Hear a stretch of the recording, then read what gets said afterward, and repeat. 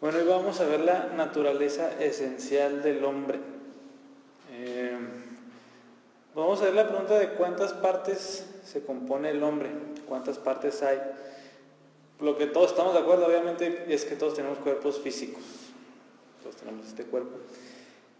Pero la mayoría de las personas, cristianos y no cristianos, creen que tenemos un cuerpo y un alma o un espíritu. Y pues muchos creen que esa alma va a seguir viviendo después de esta vida. Pero ahí es donde se termina el acuerdo. Algunos creen que además de tener un cuerpo y un alma, dicen que tenemos un espíritu. Eso se llama la tricotomía, tri de tres.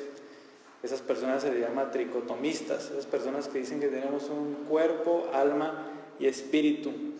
De hecho, en la iglesia cristiana es una creencia muy popular, es muy común, pero muy pocos eruditos, muy pocos teólogos la defienden. Es una creencia muy popular, pero muy pocos la defienden. Lo que dicen es que tenemos el cuerpo, el alma incluye el intelecto, las emociones y la voluntad. Eso incluye el alma, y dicen que el espíritu es lo que se relaciona más con Dios, y que el espíritu es lo que vuelve a la vida cuando uno cree en Cristo. Unos versículos que usan es, por ejemplo, Juan 4:24, donde dice Cristo, el Padre busca adoradores que lo adoren en espíritu y en verdad. Ahí está la relación como el espíritu con Dios.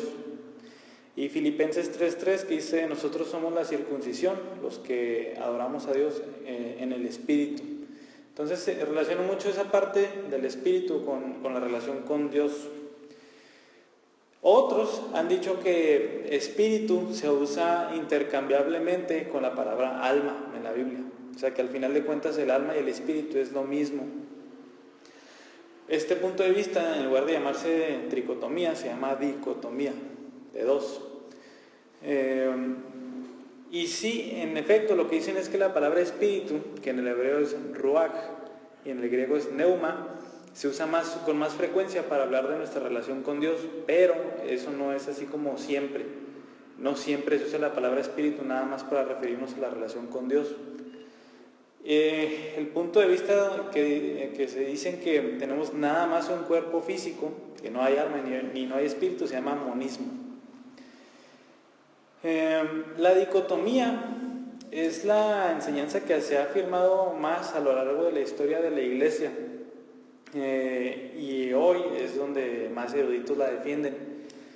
Pero la tricotomía también tiene sus defensores, y el punto de vista que vamos a tomar en la clase de hoy es la dicotomía. Es lo que vamos a defender, pero vamos a ver las dos partes, vamos a ver los argumentos para las dos. Y vamos a pasar a la información bíblica, o sea, ¿qué dice la Biblia? Vamos a comparar estas dos posturas con lo que sí dice la Biblia. Algo con lo que tenemos que empezar es que independientemente de las partes que sean, Dios nos ha creado como una unidad. Dice Génesis 2:7, entonces el Señor Dios formó al hombre del polvo de la tierra y sopló en su nariz el aliento de vida, y fue el hombre un ser viviente. Entonces, sea cuerpo, alma o espíritu, el hombre es una unidad. No podemos separar tanto el espíritu y el alma del cuerpo, porque Dios nos creó con un cuerpo y un alma o espíritu. Entonces somos una unidad. Y en 2 Corintios 7:1, que a lo mejor lo vamos a ver ahorita más al rato, dice que los cristianos debemos de santificar nuestro cuerpo como nuestro espíritu o alma. Entonces en eso tenemos que empezar, que somos una unidad y que la Biblia dice que tenemos que santificar tanto el cuerpo como el espíritu. Ahí sí no hay ¿cómo se dice? Sí, eso es una enseñanza que todos tenemos que afirmar. Pero como punto número 1, y a lo mejor el más importante, vamos a ver que las escrituras sí usan la palabra alma y espíritu de forma intercambiable o como sinónimos. Otra vez, la palabra alma es nefesh en hebreo y psique en griego, de hecho ahí vienen las palabras psicología, etc. Y espíritu otra vez en el hebreo es ruach y en el griego es neuma. Vamos a ver un ejemplo. Y antes, otra vez, el alma incluye, los tricotomistas dicen, intelecto, emociones y voluntad. Y el espíritu nada más la relación con Dios, pero vamos a ver esta información bíblica. En Génesis 12, Juan, el Evangelio de Juan, capítulo 12, verso 27, dice Jesús: ahora mi alma se ha angustiado. ¿Y qué diré? Padre, sálvame de esta hora, pero para esto ha llegado esta hora. Entonces, ¿qué es lo que se angustió en el Señor Jesús? El alma. Unas páginas más adelante, en Juan 13, 21, habla casi el mismo contexto. Cuando Jesús está hablando sobre la cruz, dice: habiendo dicho Jesús esto, se angustió en espíritu y testificó y dijo: en verdad les digo que uno de ustedes me entregará. Entonces es similar. Jesús está angustiado, preocupado por lo que le va a ocurrir, y al principio dijo alma, y ahora se dice que el espíritu fue el que se angustió. En Lucas 1, en esta alabanza que empieza a dar María cuando sabe que va a concebir a Jesús, en el verso 46 y 47 dice: entonces María dijo: mi alma engrandece al Señor, y mi espíritu se regocija en Dios mi Salvador. Si fijan, ellos son las dos palabras. En el hebreo, cuando algo está escrito en poesía, y en sus Biblias la pueden encontrar como este tipo de... está en verso, pues, o sea, no está en párrafos. Eso es poesía. Y en la poesía hebrea casi siempre se usa una frase y luego otra con palabras sinónimas para recalcar la misma idea. Un ejemplo que me gusta mucho es el Salmo 19, en el versículo 1. Bueno, yo me lo sé de memoria. Dice: los cielos proclaman la gloria de Dios. Y la siguiente frase es: y el firmamento anuncia su gloria. Entonces, si se fijan, es lo mismo. Cielos, firmamento, proclaman, anuncian, son palabras sinónimas. No está diciendo más que lo mismo. Eso se usa en la poesía hebrea. Y aquí, en lo que acabamos de leer de María, es exactamente eso. Es un paralelismo hebreo, así se llama, donde dice primero: mi alma engrandece al Señor, mi espíritu se regocija en Dios. Está diciendo lo mismo, nada más que por la poesía usa dos palabras diferentes, pero sinónimas. También se usa la palabra alma y espíritu intercambiablemente cuando alguien ha muerto y se ha ido al cielo o se ha ido al infierno. Primero vamos a ver Hebreos 12:23. Dice: a la asamblea general e iglesia de los primogénitos que están inscritos en los cielos, y a Dios el juez de todos, y a los espíritus de los justos ya hechos perfectos. Está hablando sobre aquellos que ya han muerto y están con Cristo, y ahí les llama espíritus. Primera de Pedro 3:19 dice: en el espíritu también fue y predicó a los espíritus encarcelados. Esto es otra vez a personas ya muertas. Ahí le llamó a los del cielo espíritus y a los del infierno espíritus. Pero en Apocalipsis 6:9 leemos: cuando el Cordero abrió el quinto sello, vi debajo del altar las almas de los que habían sido muertos a causa de la palabra de Dios y del testimonio que habían mantenido. ¿Qué vio aquí? Las almas de aquellos que habían muerto por la causa de Cristo, o sea, están en el cielo.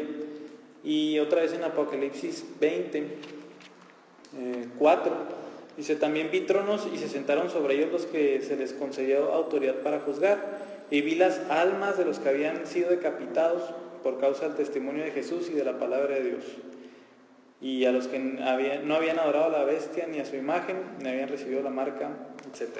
Entonces otra vez ahí se usa la palabra alma. Entonces, para referirse a las personas muertas que fueron al cielo o al infierno, se usa alma o espíritu intercambiablemente. Cuando alguien muere, la Biblia dice que el alma sale o que el espíritu sale. Vamos a ver primero los que dicen alma. Y primero es Génesis 35:18. Dice: y cuando su alma partía, Lo llamó Beroní, pero su padre lo llamó Benjamín. Está hablando sobre la muerte de alguien. Atrás dice, y cuando su alma partía. Primera de Reyes 17:21.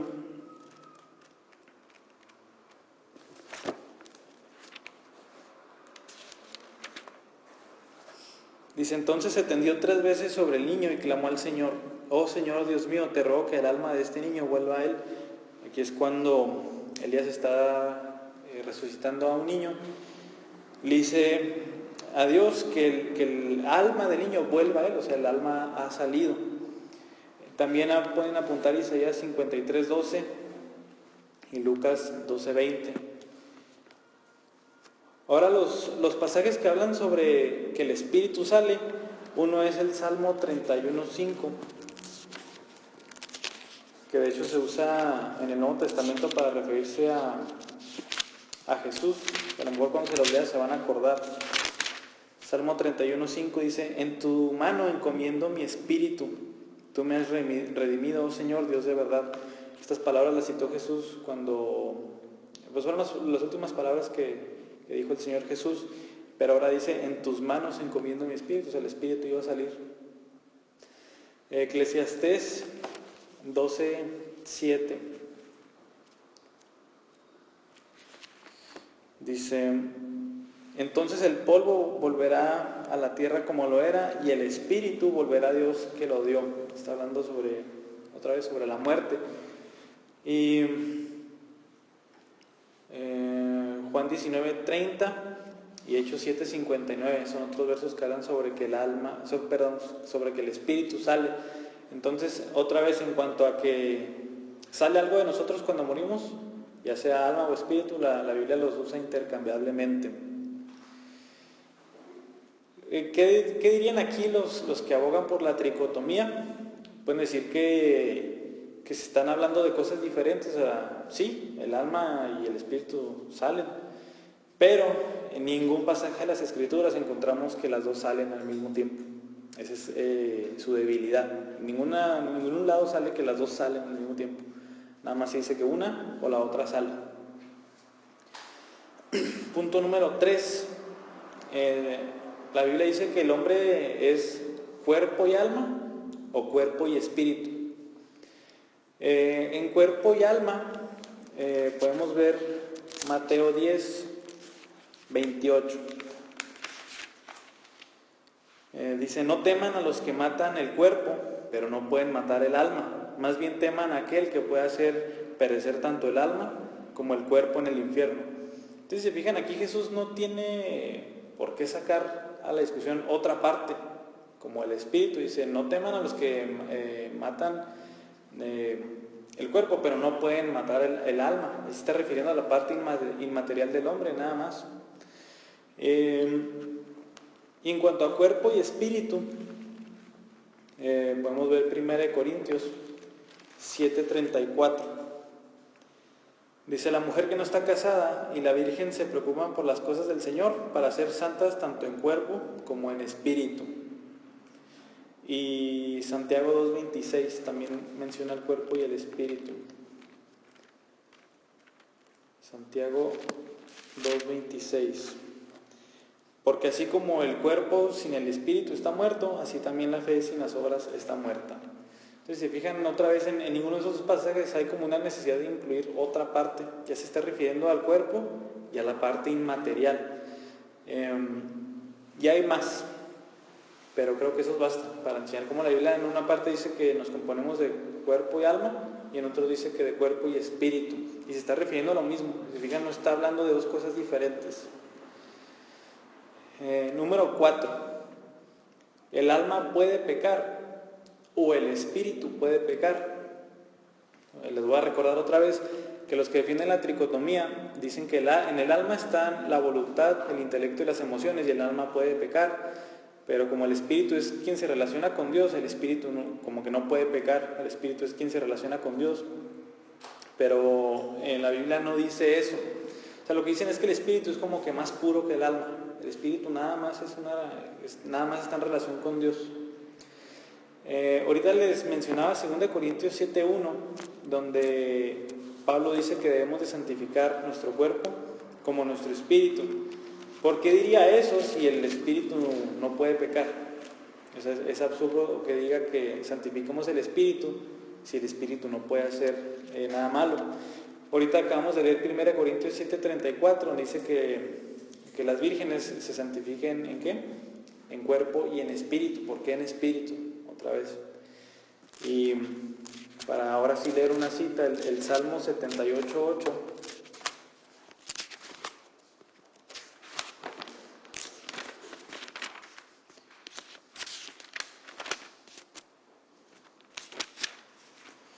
Dice, y que no fueran como sus padres, una generación porfiada y rebelde, generación que no preparó su corazón y cuyo espíritu no fue fiel a Dios.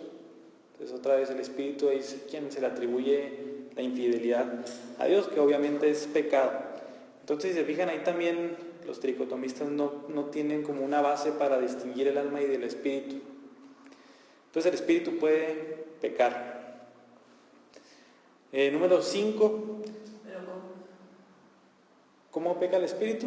Pues cuando pecamos, el espíritu, lo vamos a ver más la clase siguiente, que es cuando veamos el pecado, que el pecado ha corrompido todo, el cuerpo y el alma, entonces hay que santificarlo. Aún el alma tiene deseos pecaminosos, por eso debemos de santificarla. Entonces el alma o el espíritu está manchado por el pecado también. Por eso podemos pecar con el alma, con el espíritu. Otra vez es lo mismo, o sea, a ver si cuando acabamos la clase queda un poquito más claro por qué. Entonces, número 5, todo lo que se dice que el alma hace, también se dice que el espíritu hace. Y todo lo que se dice que el espíritu hace, también lo hace el alma. Entonces, otra vez aquí vamos a ver que la diferencia que hacen los tricotomistas no tiene justificación alguna. Porque todo lo que le puedan separar al alma y al espíritu, la Biblia dice que lo hace.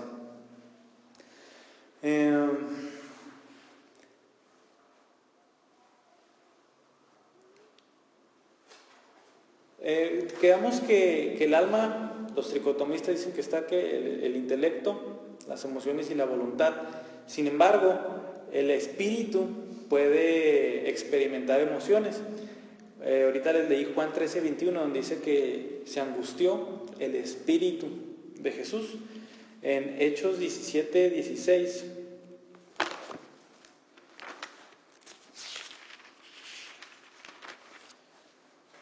leemos, mientras Pablo los esperaba en Atenas, su espíritu se enardecía dentro de él al contemplar la ciudad llena de ídolos. Entonces, ¿qué está viendo afectado ahí por las emociones? El espíritu. Y también Proverbios 17:22, que ustedes lo pueden buscar. Si nada más en el alma estuviera el intelecto, entonces el espíritu no podría conocer o no podría pensar. Sin embargo, la Biblia dice que sí lo hace. Por ejemplo, en Marcos 2:8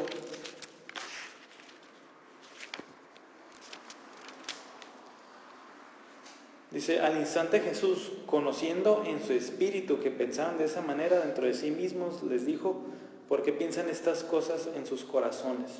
Entonces 3 dice, conoció en su espíritu. O sea, ¿por qué si nada más en el alma está el intelecto y el razonamiento? Romanos 8:16 dice, el espíritu mismo da testimonio a nuestro espíritu de que somos hijos de Dios. Aquí dar testimonio es como que nos da el conocimiento, nos da la sensación de que somos hijos de Dios. 1 Corintios también 2:11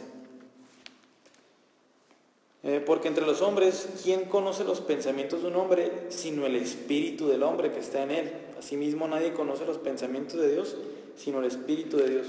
Pues claramente el espíritu conoce cosas, claramente el espíritu está relacionado con el conocimiento. Entonces la diferencia ahí no existe, en que el alma pueda conocer o el espíritu pueda conocer. Para hacer una aclaración aquí, no significa que nada más el espíritu conozca. Ahorita les dije que somos una unidad. O sea, el conocer no implica que el cerebro no esté involucrado. Está involucrado y otra vez somos una unidad. Ambas cosas están funcionando al mismo tiempo. Los tricotomistas dicen que el alma entonces no es la que se relaciona con Dios. El alma no es la que adora a Dios ni nada. Sin embargo, la Biblia en muchos pasajes dice que sí. Por ejemplo, el Salmo 25:1.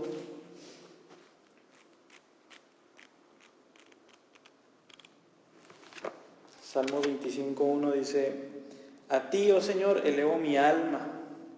Y dice a continuación: Dios mío, en ti confío. Entonces aquí, ¿por qué le eleva el alma el salmista a Dios? Y lo que le debería de elevar, pues es el espíritu.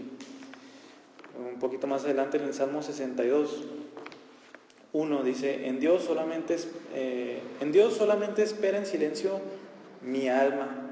No dice espera mi espíritu, de él viene mi salvación. Salmo 103:1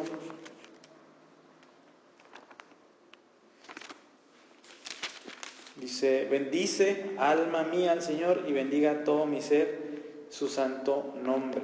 Entonces no dice bendice espíritu mío al Señor, dice bendice alma mía al Señor. Salmo 146:1, y ahorita leíamos Lucas 1:46, donde dice: María, mi alma engrandece al Señor. Y muchos más otros pasajes dicen que el alma puede adorar a Dios. Y vamos a ver el Shema, Deuteronomio 6:5.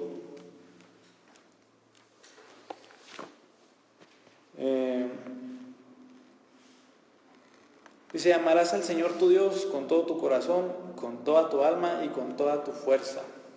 Otra vez, ¿por qué va a amar una persona a Dios con su alma y no con su espíritu, que es lo que se supone que se relaciona con Dios nada más?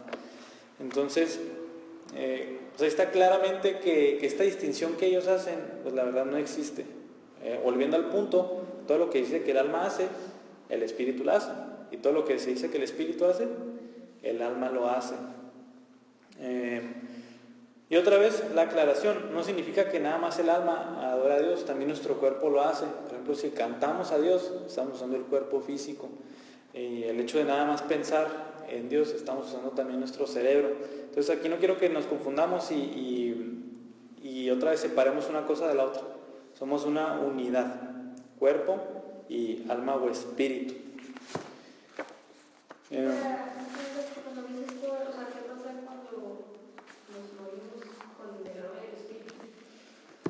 Muchos dicen cosas muy curiosas. Ahorita le leía Eclesiastés 12:7 que dice: sin embargo el espíritu vuelve a Dios. Ellos dicen: el espíritu vuelve a Dios, lo que está en juego es tu alma. Entonces, ¿y eso qué? Ajá, o sea, ¿eso qué significa? Que el espíritu, ¿qué va a pasar? Y cómo el espíritu se va a ir con Dios y mi alma no. O sea, es donde muchos empiezan a dar muchas opiniones muy raras, muy contradictorias, que a la luz de todos estos pasajes, la verdad se quedan sin fundamento. Pero, pues para no estarlos bateando tanto a los tricotomistas, vamos a ver algunos argumentos de los que usan, y a lo mejor se les van a hacer buenos. El primero es Primera de Tesalonicenses 5:23. Dice: y que el mismo Dios de paz los santifique por completo, y que todo su ser, espíritu, alma y cuerpo sea preservado irreprensiblemente para la venida de nuestro Señor Jesucristo. Que no sé, el versículo está hablando claramente de 3 partes en el hombre. Siguiente argumento, Hebreos 4:12.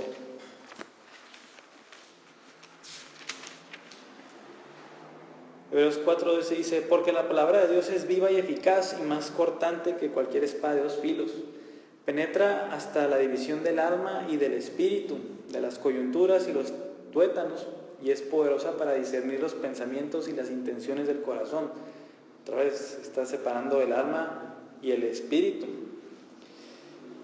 Siguiente, 1 Corintios 14:14. Dice: porque si yo oro en lenguas, mi espíritu ora, pero mi entendimiento queda sin fruto. Y dicen, aquí claramente vemos cómo el espíritu se enfoca en adorar a Dios, y dice: mi entendimiento, o sea, mi alma, queda sin entendimiento. Entonces otra vez, alma y espíritu por separado. Quinto argumento, ellos usan un argumento de la experiencia, o sea, de su experiencia personal. Ellos dicen que sienten una percepción espiritual, una conciencia de la presencia de Dios, o sea, por ser creyentes, que dicen que, o sea, esto es diferente a mi pensamiento normal y a mis emociones. Esto que siento la presencia de Dios es diferente. Entonces dicen, si no tengo un espíritu que es algo aparte de mis pensamientos y mis emociones, o sea, ¿qué es esto que siento diferente? O sea, ¿qué es esto que siento cuando alabo a Dios? ¿Qué es esto que siento cuando oro a Dios? O sea, no sugiere esto que hay un espíritu dentro de mí que se relaciona con Dios, aparte de mi intelecto, de mis emociones, o sea, de mi alma. Bueno, es el quinto. Sexto, dicen, lo que nos hace diferentes a los animales es el espíritu. Ellos dicen que los humanos y los animales tienen cuerpo y alma, pero los humanos tienen un espíritu. Otra vez, ¿por qué? Porque los humanos se pueden relacionar con Dios. Eso es lo que los hace diferentes a los animales. 7 y último, para leérselos de una vez y ahorita estar haciendo referencia a él, Romanos 8:10. Dice, y si Cristo está en ustedes, aunque el cuerpo esté muerto a causa del pecado, sin embargo, el espíritu está vivo a causa de la justicia. Lo que dicen es que cuando nos hacemos cristianos, que lo que cobra vida es el espíritu, en base a un verso como este. Entonces, no puede decir eso si nada más nos componemos de cuerpo y alma, porque aquí está diciendo, el espíritu se vivifica, el espíritu vive otra vez. Bueno, esos son los 7 argumentos y vamos a lidiar con cada uno de ellos. Bueno, primera de Tesalonicenses 5:23, cuando dice, y todo su ser, espíritu, alma y cuerpo. Esa frase en sí no es concluyente, o sea, eso no significa que que nos compongamos de 3 partes. Lo que Pablo podía estar haciendo aquí es estar usando varios términos para fortalecer su punto. Les voy a dar un ejemplo. Ahorita leamos parte del Shema que Jesús cita en Mateo 22:37. Mateo 22:37. Cuando le preguntan cuál es el gran mandamiento de la ley, ¿qué le dice? Amarás al Señor tu Dios con todo tu corazón, con toda tu alma y con toda tu mente. O sea, quiere decir que no solamente tenemos un alma, sino que tenemos un corazón y que tenemos una mente.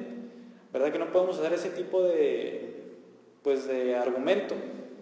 Y el pasaje paralelo aquí es Marcos 12:30, donde hay una pequeña diferencia.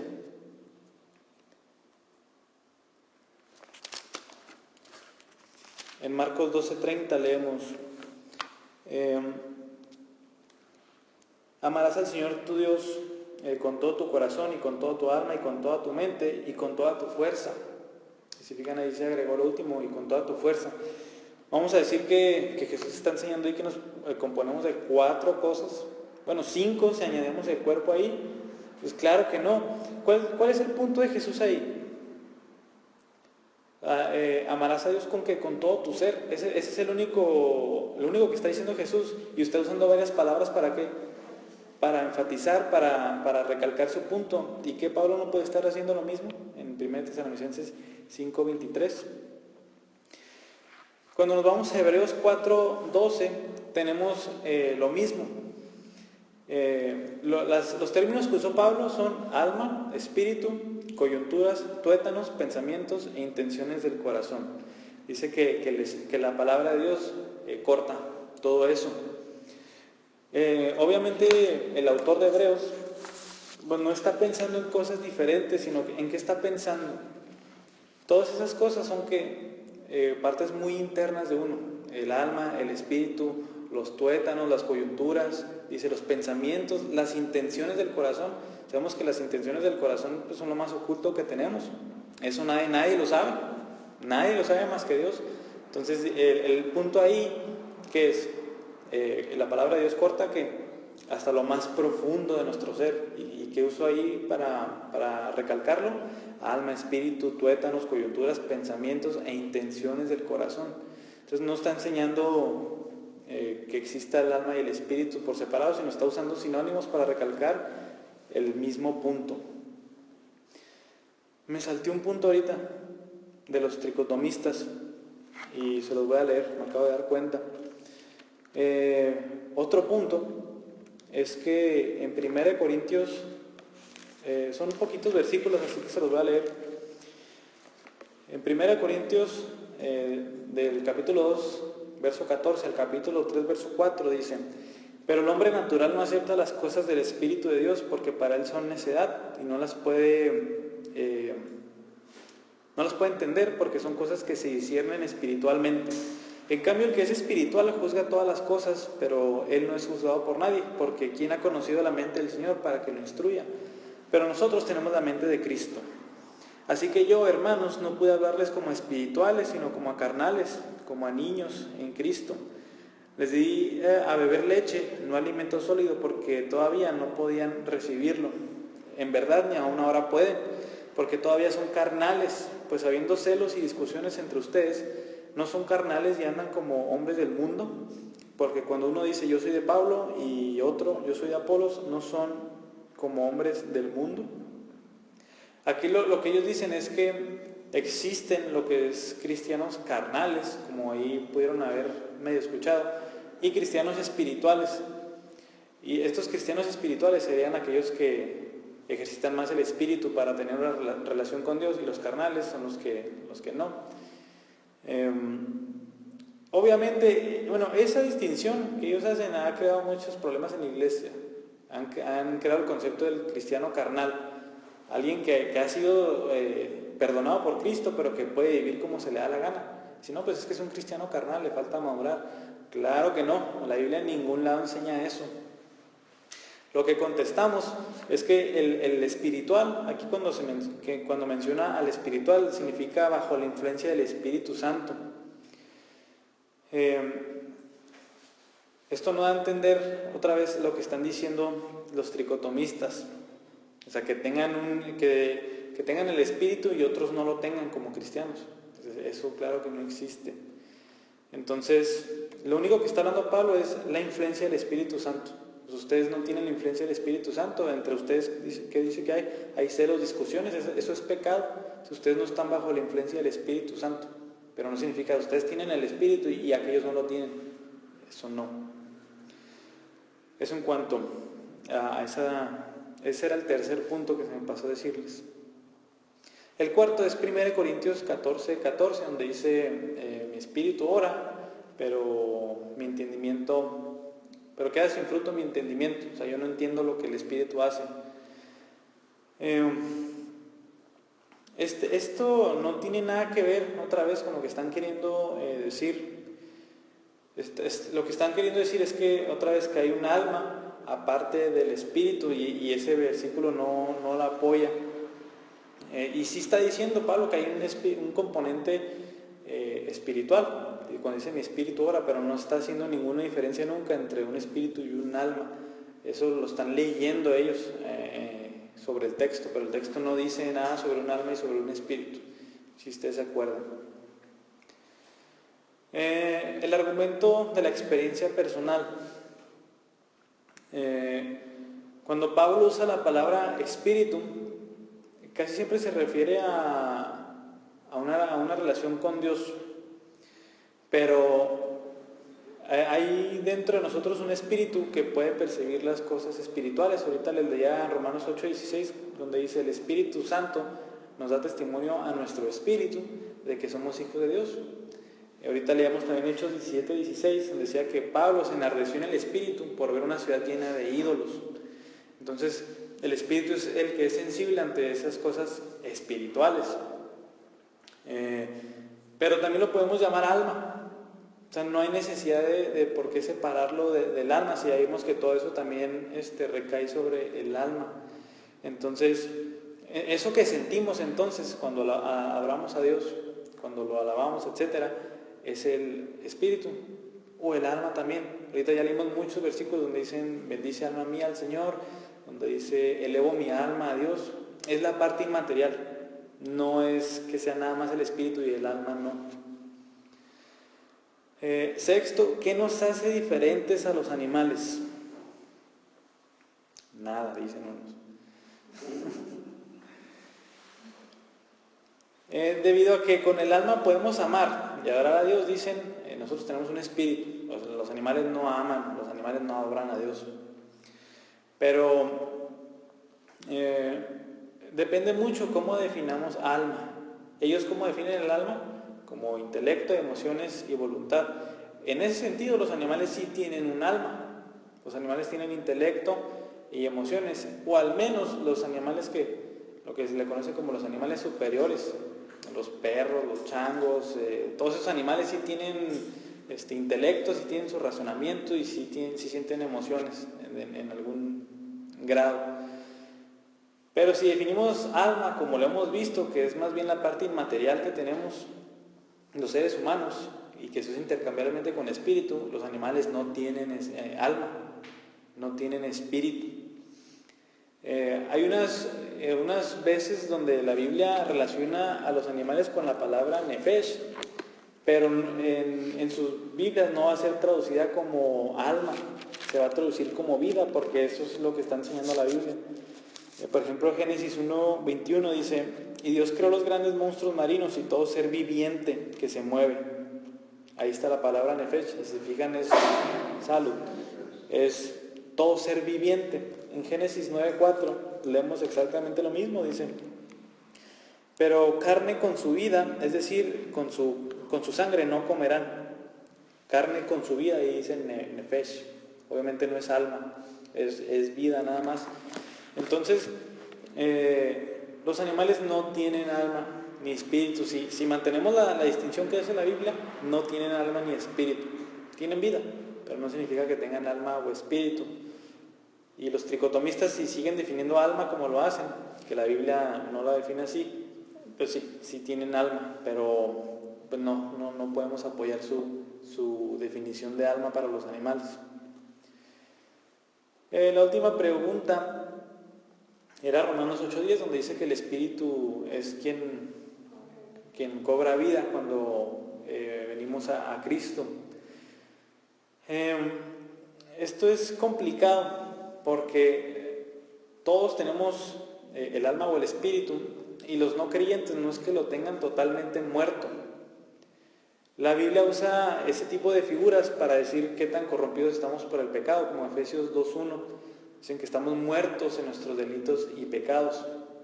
Y también Romanos 6:11, no recuerdo qué dice de memoria.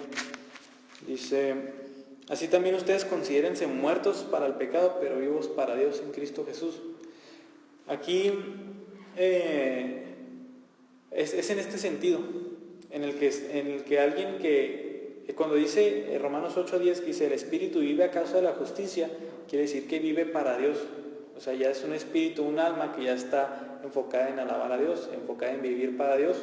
No significa que antes no estaba, o que estaba muerto, y que alguien no cristiano, alguien no creyente, pues ande caminando con su cuerpo físico y la parte inmaterial esté muerta, o sea, como si no la tuviera. No, más bien es una descripción de que está muerto para Dios, o sea, no vive para Dios esa alma. Pero cuando dice que vive a causa de la justicia, ahora sí, está vivo para Dios, ahora sí vive para Dios. Entonces, de hecho, cuando vinimos a Cristo, sí es cierto eso, que somos vivos, que nuestro espíritu se vivifica o vive para Dios, pero no solamente es nuestro espíritu. Ahí en 2 Corintios 5:17 dice que en Cristo somos una nueva creación, somos totalmente hechos nuevos, no nada más que el espíritu cobre vida. Entonces, por eso que no es que el espíritu esté muerto y el alma y el cuerpo estén vivos y de repente cobre vida, sino que es una descripción para decir que está muerto para Dios, que el alma de un no creyente no vive para Dios, vive para su pecado. ¿Qué podemos concluir? Pues los argumentos de la tricotomía, si se fijaron, tienen cierta fuerza. Hay como que ciertos pasajes sí dan como una alusión a eso, pero ninguno ofrece una evidencia que diga sí, cierto, eso no lo puedo refutar, no. Y vimos que el testimonio de la Biblia es que los términos alma y espíritu se usan intercambiablemente. A lo mejor sí espíritu con más frecuencia con nuestra relación con Dios, pero vimos otros muchos versículos que usan alma también para mencionar nuestra relación con Dios.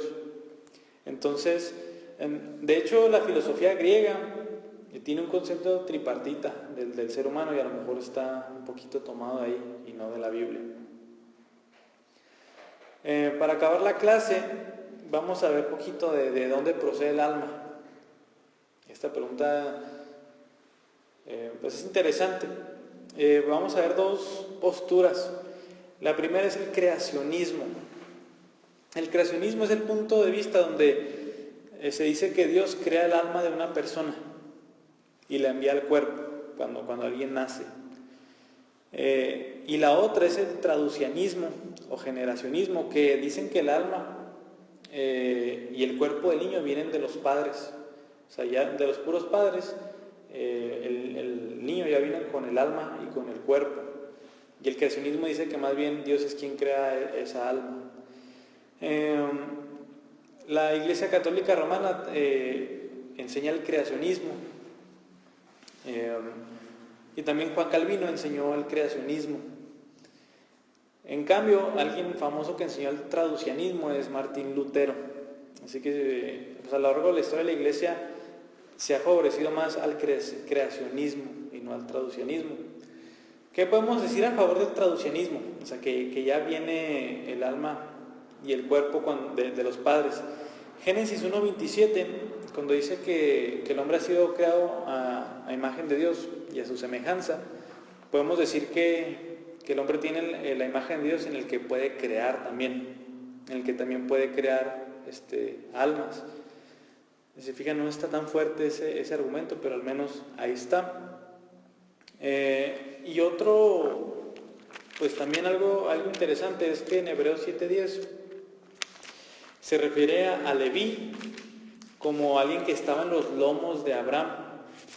Dice Hebreos 7:10, desde el 9 dice, y por así decirlo, por medio de Abraham, también Leví, que recibía diezmos, pagaba diezmos, porque aún estaba en los lomos de su padre cuando Melquisedec le salió al encuentro. Si ustedes han leído ahí la historia bíblica, Leví nació mucho después.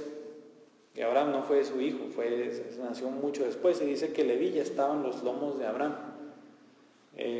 Eso dice, ¿no? Entonces, o sea, desde ahí ya viene Leví totalmente, o sea, en cuerpo y alma o espíritu. Bueno, a lo mejor es válido ese argumento, pero el argumento bíblico para el creacionismo a mí se me hace bastante más fuerte.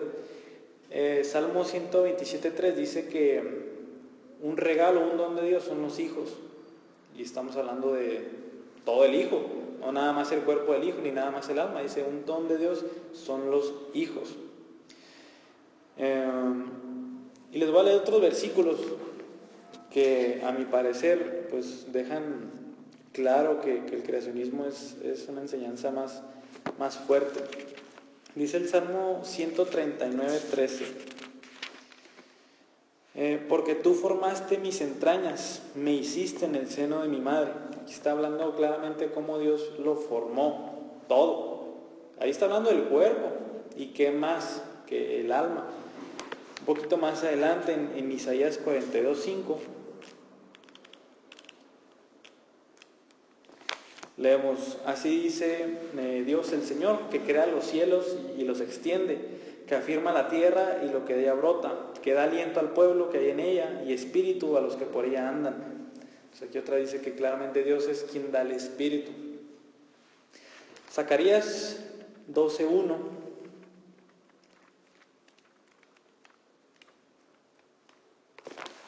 dice, profecía, palabra del Señor acerca de Israel. El Señor que extiende los cielos, pone los cimientos de la tierra y forma el espíritu del hombre dentro de él.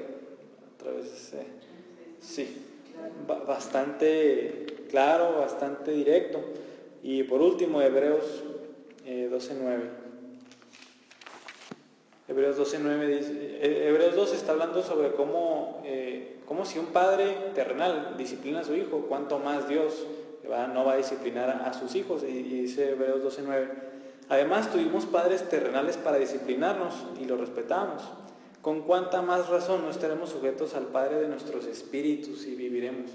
Pues ahí no solamente se refiere a Dios como pues de quien venimos, sino al Padre de nuestros espíritus, o sea, de quien viene el espíritu.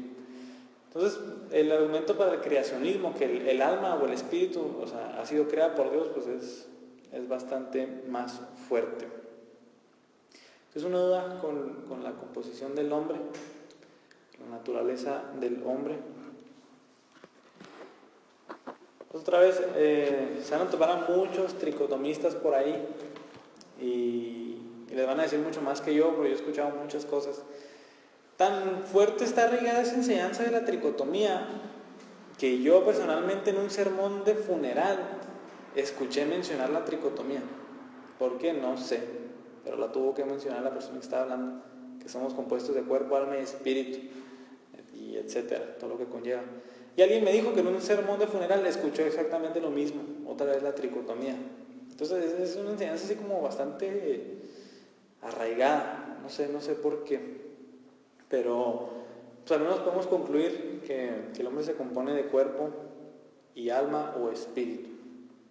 La Biblia lo deja muy claro que lo que hace el alma lo hace el espíritu y lo que hace el espíritu lo hace el alma. Entonces, ¿una duda?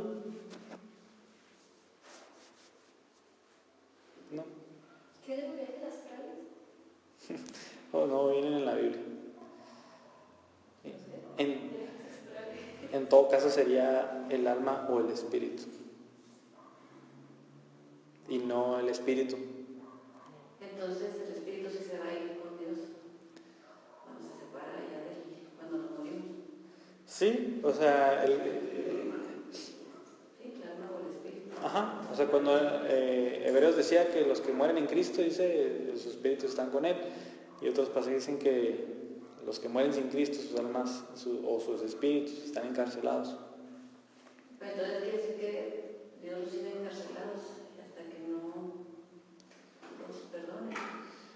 No, cuando alguien muere, dice Hebreos, está establecido a los hombres que mueran una sola vez y después del juicio.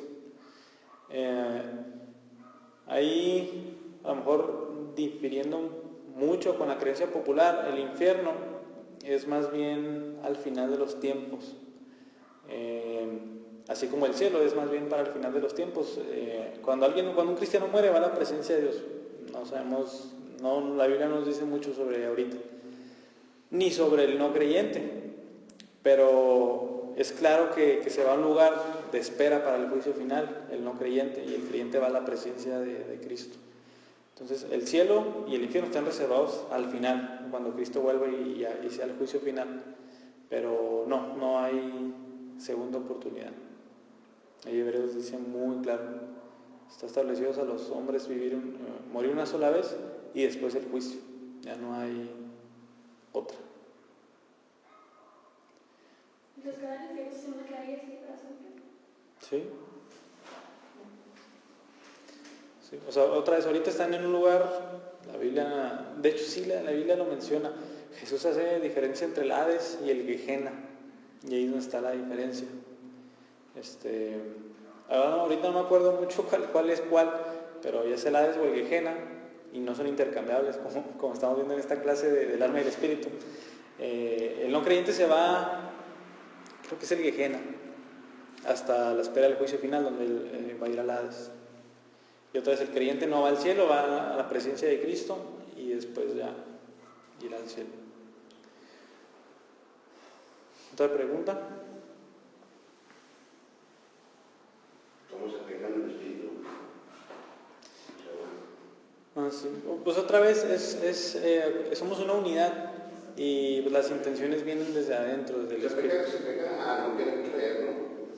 También, ese es un pecado. Lo que el intelecto te da que no creer. Sí, o sea, por ejemplo, santificar el espíritu lo menciona más como la mente, en todos esos sentidos. O sea, igual que Cristo, amar a Dios con todo nuestro ser, alma, cuerpo, fuerzas, todo. O sea, Romanos 12:1 dice que hay que santificarnos renovando nuestra mente, o sea, que deje el pecado, que deje de hacer las cosas pecaminosas. Y el cuerpo, obviamente, ya es a lo mejor ya hacerlo con el cuerpo, hacer una acción. Por ejemplo, puedo tener en mi mente la codicia, en mi espíritu ya es pecado, pero otra cosa es que en mi cuerpo yo robe algo. Entonces, en ese pecado ya está involucrado los dos, el cuerpo y el alma, pero el pecado, dice la Biblia, nace desde dentro ya, desde las intenciones, ya está el pecado ahí. Entonces eso es el espíritu, o sea, cómo debemos estar limpiando nuestro espíritu de todo lo que le atrae. ¿Sí? ¿Otra? ¿No? Si no, pues vamos a cerrar. Señor, gracias por tu enseñanza. Gracias porque nos has creado con cuerpos físicos y hoy nos has enseñado que estamos también creados con un alma o un espíritu. Y te pedimos que nos ayudes a santificar tanto nuestros cuerpos como nuestros espíritus, Señor. Gracias porque nos los has dado y son para ti. Otra vez, tanto nuestro cuerpo es para ti, tanto nuestro espíritu es para ti. Y ayúdanos a vivir una vida que lo refleje, una vida que tenga la conciencia de que tenemos un espíritu el cual debe de estar en comunión contigo, el cual debe estar vivo para ti y no muerto en el pecado.